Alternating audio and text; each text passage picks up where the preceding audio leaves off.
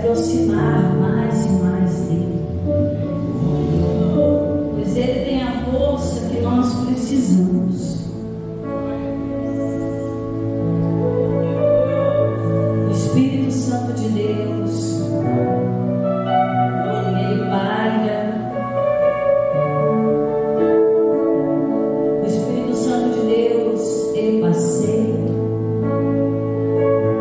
O Espírito Santo de Deus tem liberdade. O Espírito Santo de Deus, ele sonda os corações. É o que intercede por nós em nossas fraquezas. É aquele melhor amigo que sabe do que precisamos. Então abre o coração e diga: Senhor, eu preciso de ti. Tu és o meu amparo, a minha fortaleza. Preciso de ti, Senhor. Porque sei que fora de ti não há salvação, e a minha casa precisa de salvação. A minha casa precisa da tua presença. A minha casa precisa da tua liberdade, ó Senhor. Quantos que estão em cativeiro? Ah, meu Deus, quantos estão presos por um pensamento? Quantos que estão presos, meu Deus, por uma dor? Quantos estão presos, Pai, nas dificuldades da vida? Presos em vícios, temores. Mas só o Senhor tem a liberdade. E nós clamamos a ti. Vem, Senhor, vem, Senhor. Começa essa liberdade em nossa mente para pensarmos igual a ti. Para ver como tu vês, Senhor. Traga essa liberdade ao nosso coração para que nenhuma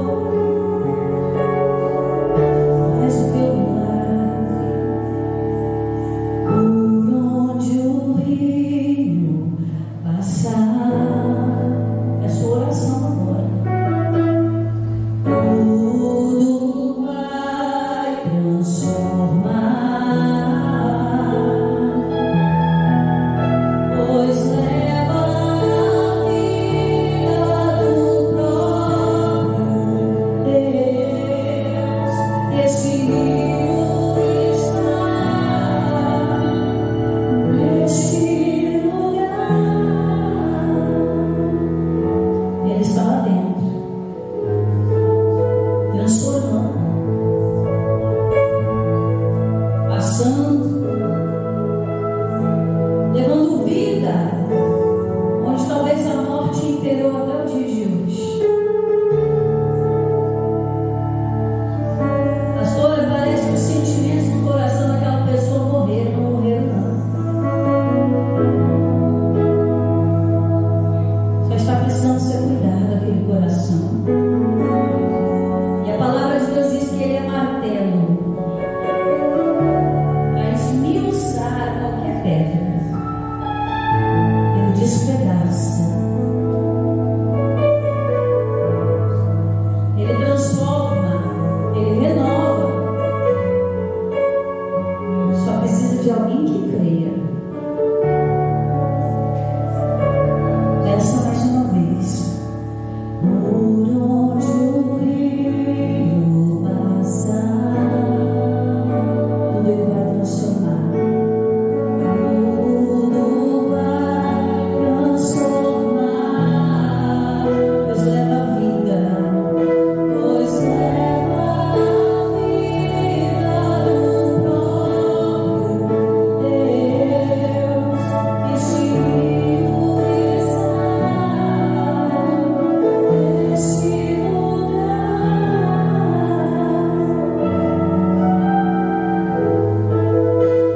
Quero beber do teu rio, Senhor. Sacia minha sede, lava meu interior.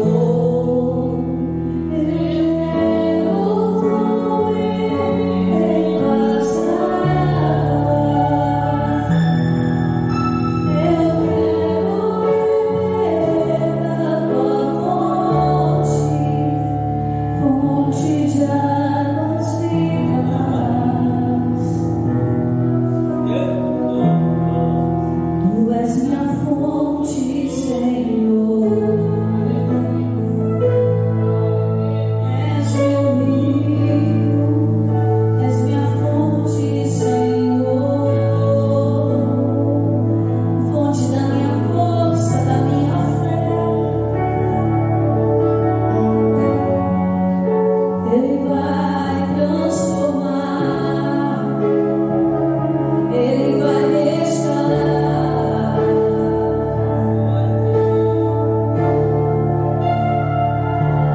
Ele tem poder, faz o cego enxergar, faz o mudo falar, o coxo andar. Ele traz renovo espiritual. Receba a paz de Deus agora. Receba aquela tranquilidade que Jesus tinha quando dormia na polpa do barco no meio da tempestade. Receba essa paz que excede todo o entendimento agora. Essa paz, essa segurança, essa esperança de que vai ficar tudo bem. Que a palavra de Deus tem um renovo para você. Tem uma porta aberta para sua casa. Tem uma promessa que é como flecha na mão do valente, ela vai encontrar o alvo. Que sua casa, sua vida seja alvo do milagre do Senhor nessa noite. Em o nome do Senhor Jesus. Aplauda Ele bem forte. Segundo livro das Crônicas, capítulo 15. Em nome de Jesus. Estamos nessa campanha, troca, Senhor, um coração de pedra e um coração de carne. Amém? Precisamos ter um coração voltado para Deus. Aqui, quando a gente aprende o caminho, a gente saiba ensinar o caminho para o outro. Às vezes a gente quer muita renovação ao nosso redor, mas ainda não estamos totalmente renovados. Não há uma necessidade maior da nossa parte e buscarmos com mais intensidade. Por quê? Porque você é a chama viva da sua casa. Eu costumo dizer, irmãos, que você é um funil. Todo mundo conhece um funil, não conhece? negocinho largo com a pontinha fininha, que você transfere muito líquido para lugares com acesso pequeno. Você imagina, você consegue encher uma garrafa, né, colocando o funil ali no biquinho dela sem desperdiçar o líquido. Você vai na medida certa. Então funciona assim. Mas é bem simples, irmão, bem simples. A garrafa é a sua casa. E às vezes o acesso é muito pequeno. Se colocar de qualquer jeito, você vai perder todo o líquido. O líquido, eu costumo dizer, que é a bênção de Deus. Se você jogar de qualquer forma, vai perder muito da bênção de Deus e não vai encher a garrafa como precisa encher. Só que para pegar muito e colocar dentro de pouco espaço sem perder nada, precisa de uma ferramenta. E a ferramenta é o funil. E você é o funil. Amém? Espiritualmente, a bênção de Deus, ela não passa direto para a sua família. Ela tem que passar por você primeiro. Jesus fala, é você e a sua casa. Crede no Senhor Jesus Cristo, tu e toda a tua casa será salva. Então tudo começa a obra quando Deus nos chama. Deus te deu essa chamada. Você agora é uma ferramenta na mão do Deus vivo, né? Crede no Senhor Jesus Cristo, será salvo tu. Primeiro é tu. Amém? Depois toda a tua casa vai ser salva. Você é salvo, depois toda a tua casa. Então a obra começa em nós. E aqui Asa, no capítulo 15, ele abole toda a idolatria, né? Ele retira tudo aquilo que impede. E eu sempre costumo dizer que idolatria, irmãos, nem sempre é apenas aquelas imagens de escultura que se cultuam em certos lugares. Às vezes a idolatria é uma imagem que a gente colocou dentro do coração de uma situação. Antes de entrar na palavra aqui, deixa eu contar um breve testemunho para você que me fez entender isso aqui melhor. E quando fala em idolatria, só pensa nas estátuas de gesso, né? Seja de feitiçaria ou seja de idolatria, só se pensa naquilo. Mas não. Às vezes é algo que a gente põe no coração. Tem gente que tem idolatria por pessoas. Se não for fulano fazer, a obra não vai acontecer, né? Eu até brinquei, né? Quando o missionário vier, fizer uma oração em mim, eu vou ser salvo. Se o missionário nunca vier, né? A pessoa às vezes está depois, não que ele não seja um homem cheio do poder de Deus, não, claro que ele é, e eu louvo a Deus pela vida dele. Mas às vezes a pessoa idolatra muito, né? Aquele pastor, eu já pastoreei a igreja, que a igreja praticamente morreu na troca do pastor, né? Pastor, aquele pastor tal, irmãos, aquele pastor talvez está nem lembrando de você está idolatrando um homem, né? Então são situações. Irmãos, deixa eu contar um testemunho rápido para você antes de entrar na palavra. Eu perdi 2 bebês antes da minha filha mais velha. Segundo a medicina, eu nunca poderia ser mãe, né?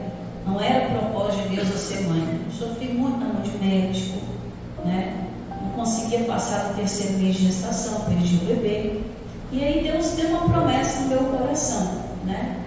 Quando eu engravidei da minha filha mais velha, 6 meses depois de ter perdido o 2º bebê, onde o médico falou que eu não ia poder ter filho, e Deus me deu uma chamada muito grande.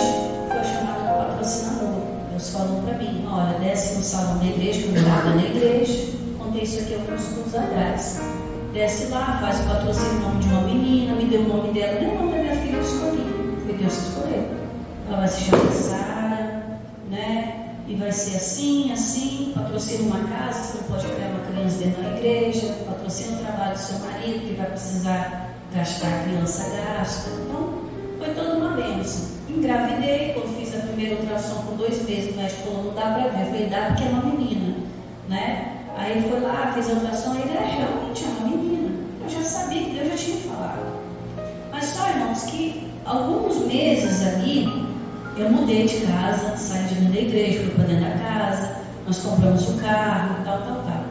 E aí, quando eu estava quase completando ali, mais ou menos entre 3 e 4 meses, eu brincando com meu esposo, assim, meu esposo estava sentado no computador, e eu brinquei assim com a barriga perto dele, e eu senti uma dor tão forte, mas foi uma pontada, parece que estava rasgando minha alma. Aí o que foi? Eu falei, nossa, eu senti uma pontada estranha.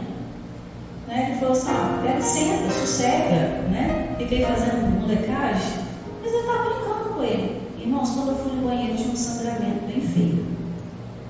Aí eu fiquei quietinho, não falei nada para ele. Falei, Deus, o Senhor me deu uma promessa, né?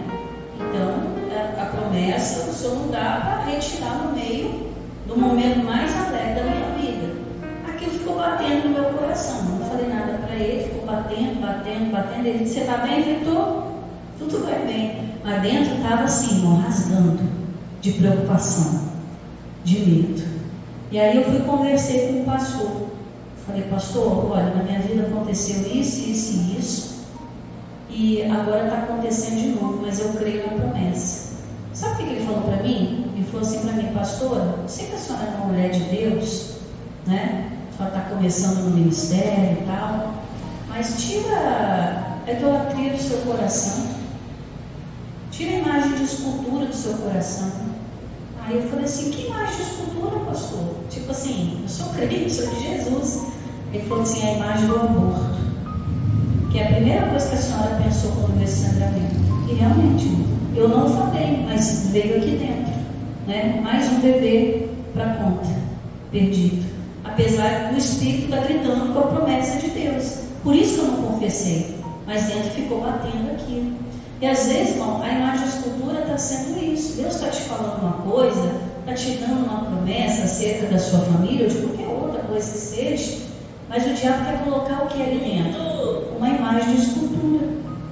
Às vezes é uma lembrança, uma palavra maldita que você recebeu, uma coisa nesse sentido. Então aqui o rei Asa, a primeira coisa que ele fez foi abolir toda a idolatria e renovou um pacto, uma aliança com Deus. Versículo 1. Então veio o Espírito de Deus, né, o Espírito Santo, sobre Azarias, filho de Obed, e saiu ao encontro de Asa. Asa era o rei da época, tá? E saiu ao encontro de Asa e disse-lhe, ouvi-me, Asa, e todo Judá e Benjamim, o Senhor está convosco, enquanto vós estáis comigo. Olha que coisa interessante. E se o buscardes, o achareis. Porém, se o deixardes, vos deixará. Então veio o Espírito de Deus sobre o profeta, chega diante do rei, chega diante do povo. Olha, Deus vai estar com vocês no momento que vocês estiverem com Ele. O que quer dizer isso? Quando a gente buscar, a gente vai encontrar. Ou seja, é quando a gente guarda a palavra no coração. Aí voltando ao testemunho, eu tinha a palavra guardada, mas ali estava aquela briga, né? Do inferno com o céu ali, para eu perder minha bênção. Aí Deus usou um profeta, um homem de Deus, para confirmar aquilo que Deus já tinha colocado no meu coração. Hoje minha filha fez 14 anos no mês passado, para a glória de Deus.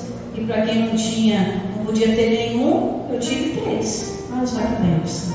Deus abençoou, né? Então, irmãos, quando Deus fala para você o buscar, é para você pegar essa palavra que você recebe e guardá-la.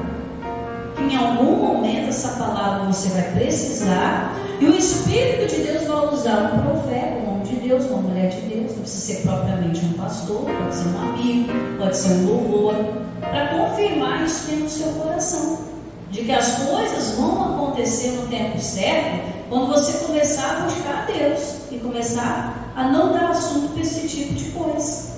Agora, se na hora eu confesso para o meu marido, ó, estou aqui sangrando, o que ele ia fazer? Primeira coisa, me levar para o hospital. E lá no hospital eles iam fazer um monte de exame, ia fazer um monte de coisa, ia falar, ó, infelizmente você corre o risco de perder, como você perdeu os outros. A situação, em vez de melhorar, ia só piorar.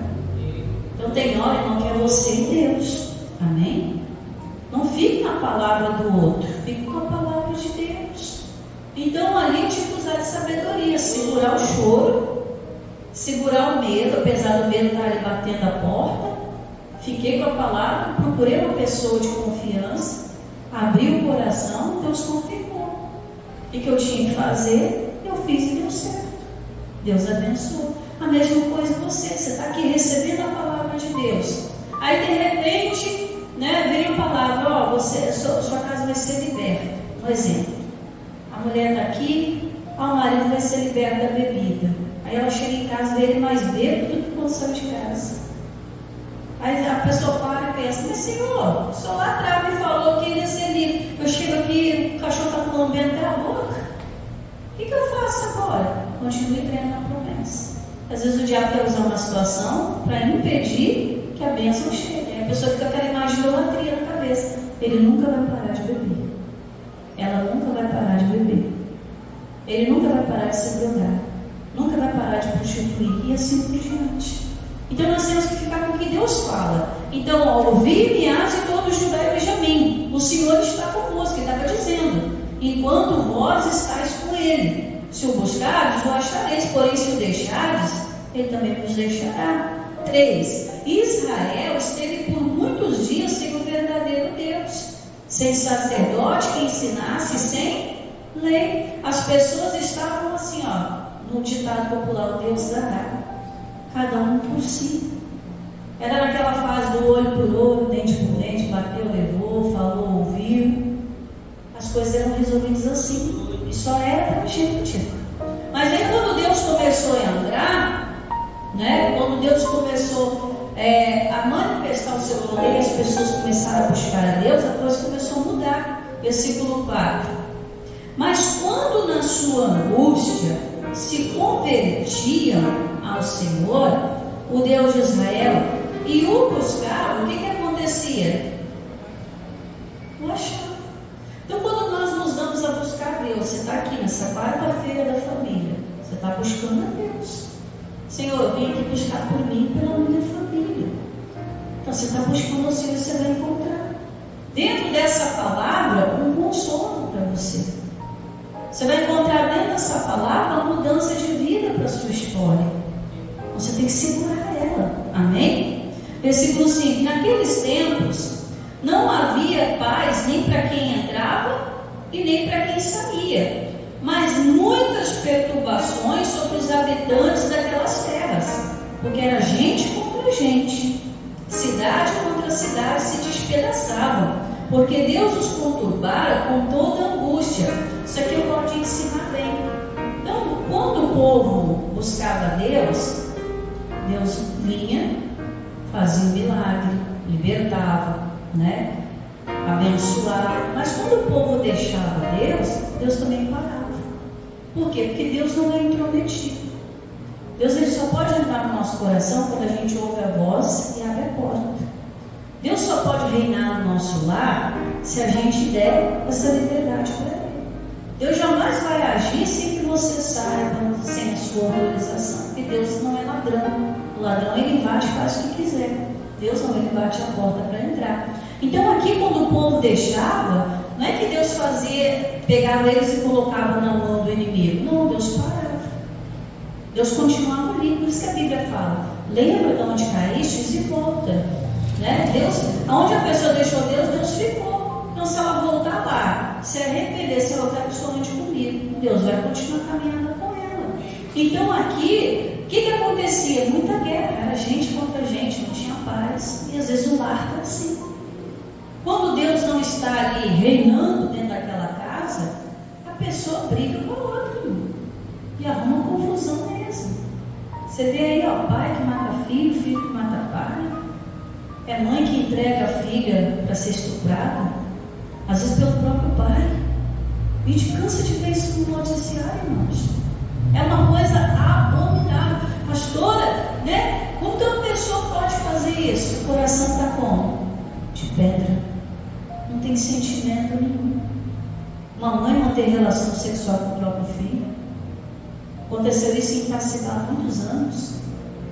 Filho de 6 anos, a mãe tinha relação com ele. Olha que coisa abominável. Olha o que faz acontecer isso. Quando o coração não é habitado por Deus, quem é que habita? Diabo. É automático, não é escolha, tá? É automático, ou é um ou é outro. E aí o coração se endurece e aí começa gente contra gente. Falta de paz no lar. É aquele pensamento de suicídio, é o pensamento de abandonar a família, como acontece quando a gente abandona. Nós tivemos um caso há muitos anos atrás, da mãe que se jogou ali da ponte de Colatina. Não sei se vocês lembram disso. Uma depressão profunda, depois que o marido abandonou, ela passando fome, necessidade, ela jogou os 3 filhos e depois se jogou.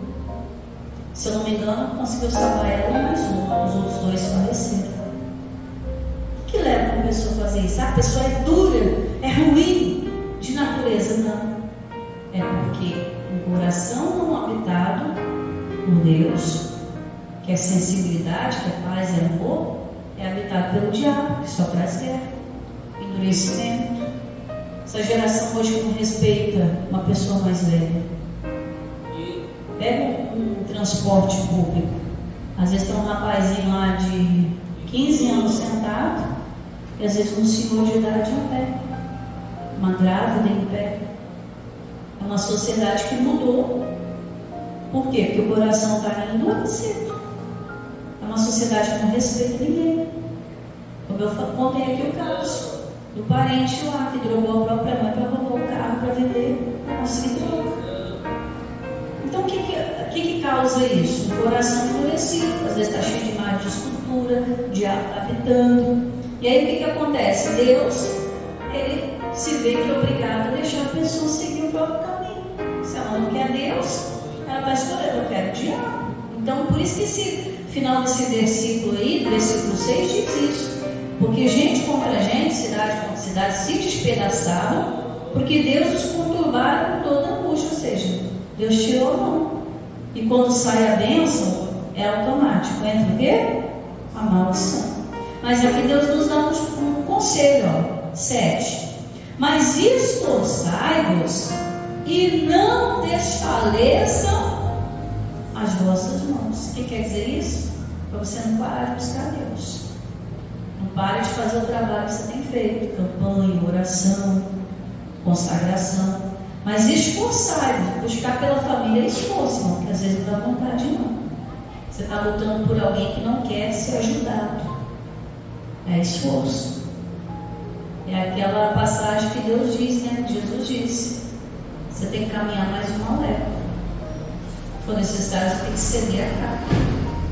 Às vezes você tem que ficar quieto, deixar a pessoa falar para você conseguir um acesso ao coração. É que ele diz: esforçai-vos, não desfaleçam as vossas mãos, porque a vossa obra tem o quê? Recompensa. A sua fé, a sua oração, o trabalho que você faz diante de Deus, que não é de macumba, amém? É trabalho de poder de Deus, de oração, para fazer bem, tem recompensa. 8. E ouvindo, pois, estas palavras e a profecia do profeta, filho de Obed, esforçou-se e tirou as abominações de toda a terra de Judá e de Benjamim, como também das cidades que tomaram as montanhas de Efraim, e renovou o altar do Senhor que estava diante do pórtico. Ou seja, ele começou a buscar uma renovação. Senhor, eu quero ser mais forte, eu quero ser mais alegre, eu quero ser mais de Deus. É o que nós estamos fazendo aqui agora, amém? Estamos nos renovando na presença do Senhor, para que a nossa casa possa alcançar esse milagre. Pula para o versículo 12 aí. E entraram num concerto de buscarem ao Senhor. Ou seja, eles fizeram um trato. Então vamos buscar Deus, porque sem Deus está terrível. Irmãos, eu sempre falo, se a gente que está na igreja, a gente que faz as nossas orações, as coisas são difíceis, não impossíveis, amém? São difíceis. Imagina para quem não tem Deus, que ela está ali vivendo no próprio antro do diabo, dentro daquela casa, com abuso, com violência, com vícios, com miséria, com derrota. Se imagina. Então eles entraram no versículo 12, num concerto de buscarem ao Senhor, Deus de seus pais, com todo o seu coração e com toda a sua alma. Ou seja, tem que ser espontâneo. Eu orava segunda-feira, a nossa vigília de oração lá em Vitória. Toda segunda a gente participa, né? São 2 horas de oração. E eu estava abrindo o culto, fazendo a oração, e estava falando acerca de Davi, né? Davi era um rei, era um homem bem sucedido, conquistou tudo com esforço, com dedicação, né? Tudo que ele pôde fazer, realizar, ele conseguiu. E o Davi, uma certa altura de sua vida, ele se preocupou. Ele falou: que darei eu ao Senhor por todos os benefícios que me tem feito? Então Davi tinha essa preocupação: o que eu posso dar para Deus? Porque tudo que ele tinha foi Deus que deu para ele. Aí eu comecei a orar na segunda falando: o ar que a gente respira é nosso? É de Deus. O corpo que a gente tem, quem deu? Deus. Tudo que a gente possui foi Deus que nos deu. A prata, o ouro é dele. Então até dinheiro que eu for oferecer para Deus já é dele. Aí eu estava falando para a igreja em oração: o que a gente pode oferecer para Deus? É o coração. E o coração é o único lugar, irmãos, que Deus, ele deixa bem claro que ele só entra com permissão. O ladrão, ele entra e invade, mata, rouba, destrói. Mas ele, quando entra com permissão, ele vem trazer vida e vida com abundância. Então Davi, ele começa a entender o quê? O que ele pode oferecer para Deus se tudo já é de Deus? Coração voluntário. Eu tenho que querer Deus. Não por tristeza, não por necessidade, não por obrigação, mas porque realmente eu quero. É uma escolha. Então, eu estava remanejando para a igreja, através da oração, falando isso. Você hoje, está todo mundo de joelho, a gente chorou bastante, foi uma coisa bonita. E eu estava falando para a igreja: você agora pode oferecer a sua melhor oferta a Deus, que é um coração quebrantado, dizendo: Senhor, a única coisa que eu quero aqui dentro é o Senhor. Quanto mais o Senhor a gente tem, mais a gente transporta. A gente pode oferecer isso para Deus. É uma decisão, igual quando a gente aceita Jesus. Eu, quando vim para a igreja, irmãos, foi desanimador. Por quê? Porque eu era acostumada a conviver com pessoas da minha idade. Eu era aquela menininha de ficar na beira de calçada batendo papo. Tinha minha turminha, né? E quando eu fui para a igreja, fui obrigada. Né? Minha mãe vai assistir o culto, né? Estou contando mentira aqui. Ela assiste o culto também, ela sabe disso. Minha mãe me deu 2 opções. Sou filha única. Ela me deu 2 opções. Ela falou assim: ó, amanhã nós vamos para a igreja. A igreja era do lado da nossa casa. Eu falei com ela: não vou não. Ela só olhou para mim assim e falou assim: ó, só vou te dar 2 opções. Ou você vai, ou você vai.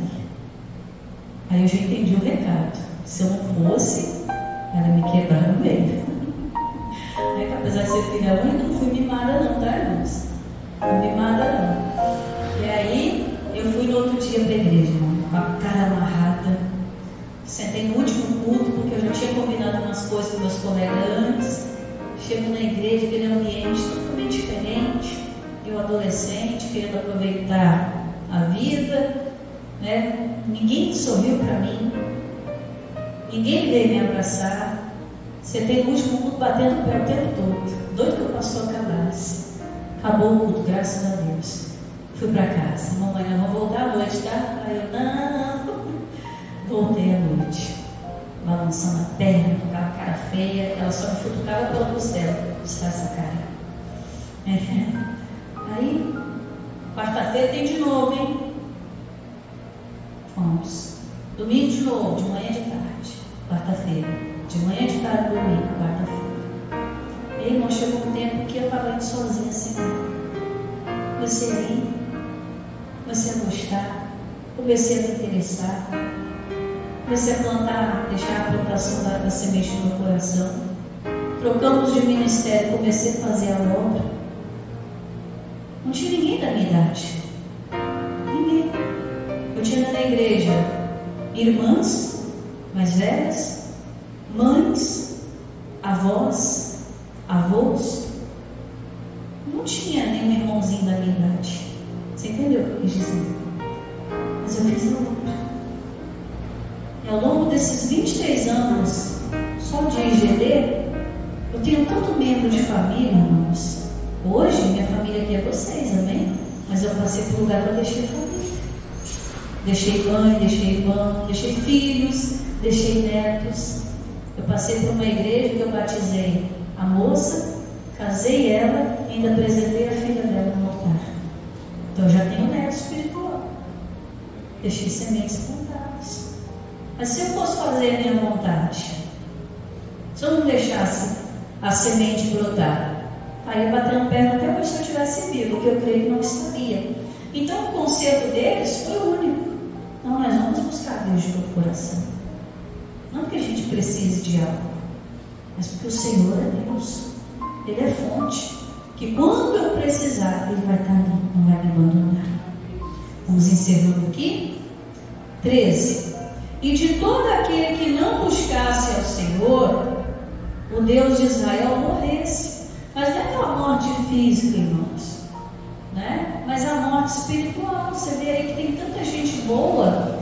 Eu estava até conversando com a irmã Roselena um pouco mais cedo. Você vê que tem tanta gente boa que não está exercendo o chamado de Deus. Está trocando, né? Em vez de estar no altar louvando a Deus, às vezes está com a cabeça longe. Em vez de estar aqui buscando pela família, está desistindo do casamento. Você vê tanta gente boa se perdendo. Então tem muita gente morrendo, irmãos.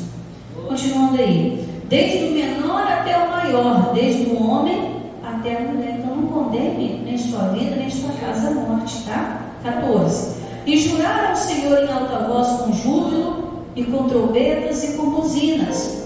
E todo Judá se alegrou deste juramento, porque com todo o seu coração juraram, e com toda a sua vontade o buscaram e o acharam. Vamos ler junto no finalzinho? E o Senhor lhes deu repouso em redor. Deus vai te dar um tempo de calmaria, amém? Deus vai te dar um tempo de tranquilidade, vai te dar um tempo de paz. Então o segredo é: busque o Senhor em todo o tempo, amém? Então aplauda Jesus bem forte, para a glória de Deus.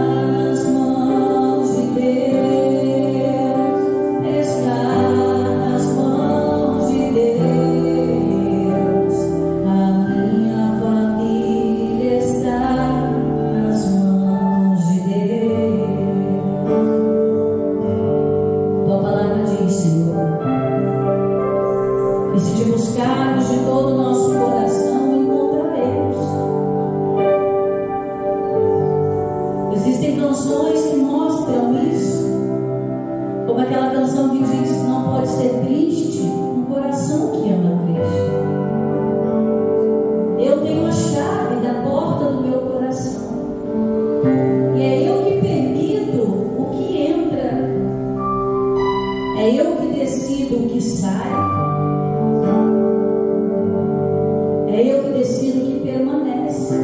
Ou querida, a decisão está na